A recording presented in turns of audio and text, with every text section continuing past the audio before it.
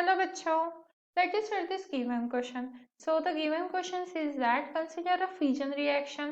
हमें एक reaction दी हुई है and rank the following possible nuclides for representation by x or y most likely first. तो अब इस क्वेश्चन को सॉल्व करने के लिए सबसे पहले हमें ग्राफ कंसीडर करना पड़ेगा बाइंडिंग एनर्जी और मास नंबर के बीच में. ठीक है, तो ये क्या है, बाइंडिंग एनर्जी पर न्यूक्लियन हम यहाँ पे शो कर रहे हैं, पर न्यूक्लियन, राइट. और वही ये जो एक्स एक्सिस है यहाँ पे क्या है, मास नंबर है. ठीक है, तो अब देखिए ये ग्राफ कैसे आता है, ये ग्राफ कुछ इस तरीके से आता है हमारा. तो ये जो पीक वैल्यू है ये किसकी रहती है, एफ ई की रहती है, और वो क्या रहती है 56.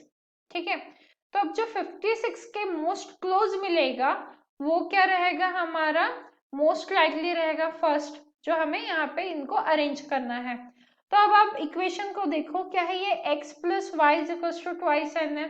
तो लेट सपोज x के a है और y के लिए b है. ठीक है, तो यहाँ पे देखो 235, यहाँ पे 1 है और ये a प्लस b और यहाँ पे क्या है 2. तो देखिए इसमें से हम इक्वेशन अगर लिखना चाहे तो ये 235 आ जाएगा, 235 प्लस 1 इज इक्वल टू क्या मिलेगा, a प्लस b और ये क्या है 2n, राइट. तो यहाँ पे हमें क्या मिल जाएगा, 2 मिलेगा.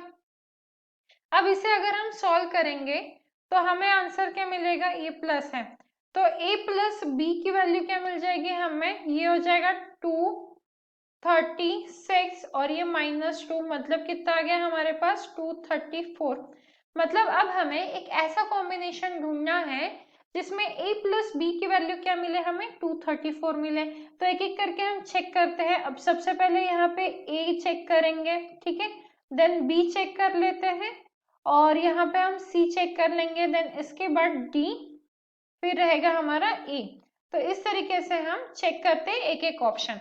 अब देखो लेट सपोज a की वैल्यू हम इसे 152 कंसिडर करते हैं, तो यहाँ पे a की वैल्यू हम कंसिडर करेंगे 152. तो ये आ गया हमारा 152. अगर a की वैल्यू आती है तो b की वैल्यू क्या आ जाएंगी, क्योंकि हमें सम क्या चाहिए हमारा 234 चाहिए, तो उसमें से a की वैल्यू 152 आ गई, तो b की वैल्यू क्या आ जाएंगी 82 आ जाएंगी. अब वैसे ही देखो इसमें a की वैल्यू 140 है, तो ये 140 अगर a की वैल्यू कंसिडर करते हैं तो a प्लस b हमें क्या चाहिए 234 चाहिए, तो b की वैल्यू क्या मिल जाएंगे हमें यहाँ से 94. वैसे ही सेम c में 128 है तो b की वैल्यू हमें मिलेगी 106. फॉर d a की वैल्यू 115 है तो b की वैल्यू हमें मिल जाएगी यहाँ से 119.